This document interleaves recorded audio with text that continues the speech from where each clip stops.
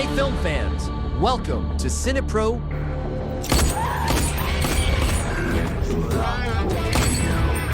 Me disparó, mirá. Y vos me apuntás a mí. ¡Otra, hijo de puta! Your ultimate hub for all movie recaps, from heartwarming classics to the latest blockbusters. The story of the film begins with a man named Shiro, whom we see walking in the city of Buenos Aires, Argentina. We learn that Shiro is a poor man, and because of his poverty, he has become a thief to support his family. At this time, Shiro sees a nice, expensive car and decides to open it and steal it. Indeed, Shiro manages to open the car, gets inside, locks the door behind him, and starts taking apart the car stereo and puts it in the bag he has with him. There, he finds an expensive pair of glasses and decides to steal them too. Shiro keeps looking for anything valuable in the car to steal, but finds nothing else. So he decides to settle for what he has taken and tries to leave the car. But when he tries to escape and open the door, he can't. He tries the other doors, but they don't open either. Shiro finds no solution except to break the window, so he starts kicking the rear window in an attempt to get out, but he can't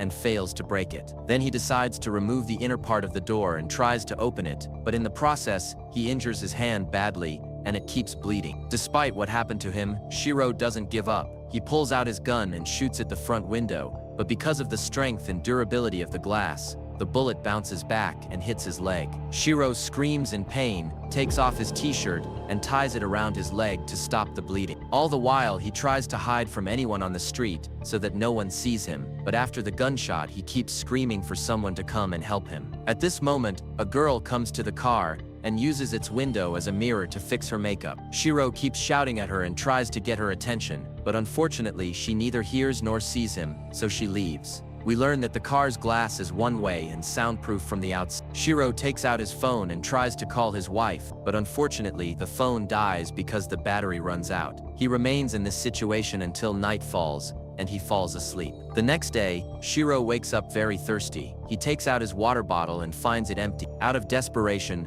he starts licking the condensation off the window. Then he puts the radio back in place to hear anything, and he finds his favorite song playing, which lifts his spirits and gives him hope as he tries to open the door again. At this point, a call comes through the radio. Shiro answers and starts talking to someone who introduces himself as Dr. Enrique Ferrari, the owner of the car. Enrique tells him that the car has been stolen 28 times before, and Shiro is the 29th thief. Shiro interrupts Enrique, very angry, and tells him to let him out of the car quickly. Enrique insults Shiro and tells him to be quiet, then explains that the car operates with a system connected to his mobile phone, is soundproof and bulletproof, except for the gas tank, which has a capacity of 120 liters. Enrique says his family used to be middle class, and in the old days, life was so safe they could sleep with their doors open, but now life has changed and become chaotic, with no safety. Enrique asks Shiro what he would do if he caught his son stealing. Shiro loses his temper, insults Enrique,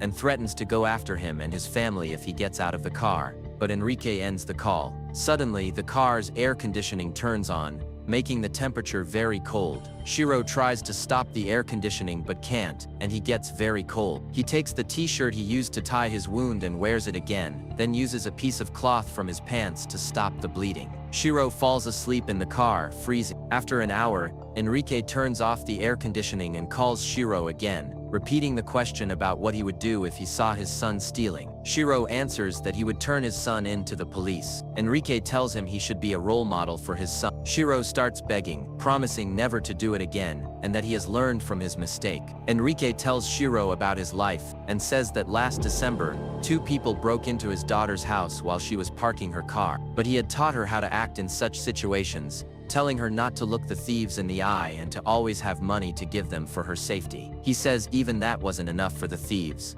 and one of them pointed a weapon at his grandson. Shiro doesn't seem interested in Enrique's story, so Enrique asks him how he can leave someone bleeding in such a situation. Enrique praises Shiro for his question, and asks him about his specialization, but before Shiro can answer, Enrique ends the call. At this moment, Shiro sees a police officer get out of his car and walk toward him, giving Shiro hope again. He tries to get the officer's attention, but the officer neither hears nor sees him. The officer gives the car a ticket and leaves. After a few hours, Enrique calls and asks Shiro for his name and ID number. telling him that if he gives the information, he will give him water. Shiro gives him the information, and Enrique tells him there's a water bottle in the trunk. Shiro finds it, but it turns out to be a bottle of soap, not water. Out of extreme thirst, he drinks it anyway. At night, Shiro feels hungry and is forced to eat an insect in the car. The next morning, Shiro feels very tired and realizes he has developed a fever from the wound in his leg. Enrique turns on the air conditioning again, but this time increases the temperature. Enrique starts talking about himself again, telling Shiro that he is sick with cancer and that today he had a scan and found out the disease has gotten much worse,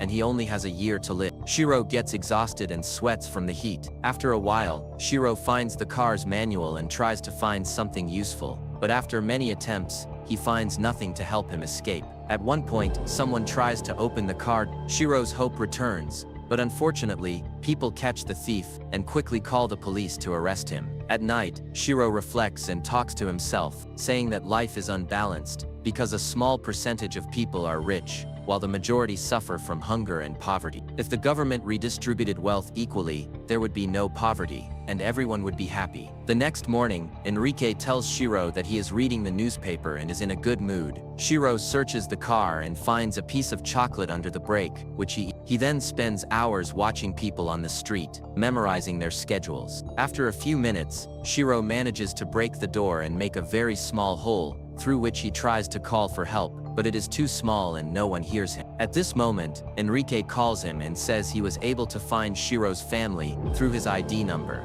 Enrique warns Shiro not to harm his family, and Enrique tells him that through his criminal record, he was able to find out that Shiro had killed someone before. Shiro tells Enrique that he has never killed anyone, but Enrique tells him that Shiro tried to rob a shop owned by two brothers, and one of them resisted, so Shiro shot him and killed him. Enrique reminds Shiro that he also tried to steal a bus and kept beating the driver until the driver was left with a permanent disability. In the end, Shiro confesses to all these crimes and tells Enrique that he regrets everything he has done and promises not to repeat it again. At this point, Shiro manages to charge his phone using solar power. Once it's charged, he calls his wife, but unfortunately, she doesn't answer, so he leaves her a voicemail confessing everything he has done and apologizes to her. The phone then dies. By chance, Shiro presses the car's power button and is surprised when the car starts. He tries to shift gears, but the gear won't move. He keeps trying several times but then manages to reverse the car, hitting a pole and breaking the rear window. Shiro quickly gets out of the car and walks until he reaches a restaurant, where he eats a lot.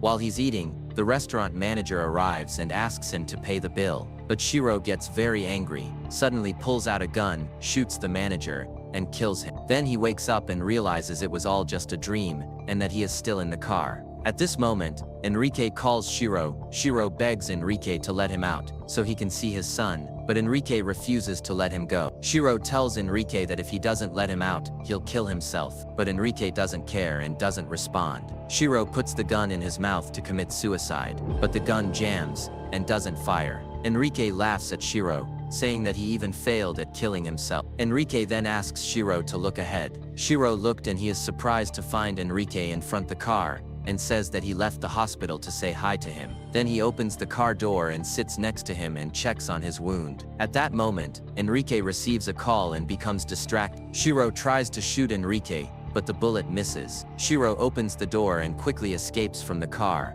firing shots into the air to get someone's attention and help. Enrique hears the gunshots, chases after Shiro, catches him, and tries to drag him back to the car. At that moment, a policewoman appears, points her gun at Enrique, and orders him to drop his weapon. Enrique refuses and tells them that Shiro is a thief who tried to steal his car, and he won't let him escape punishment. After 2 hours, the police surround the area. Crowds of people and journalists gather, watching as Enrique holds a gun to Shiro's head. Enrique tells everyone that he is the victim, and that Shiro is just a thief. Then retired detective Amadeo arrives, having been called by the police because of his investigative experience. Amadeo asks Enrique what his demands are in exchange for releasing Shiro. Enrique says that he faces many problems every day, and the government does nothing. Among these problems is that when he goes to his office, he has to avoid all the dog waste because dog owners don't clean up after their pets. He tells them that today he will get justice from the thief Shiro, who stole his car,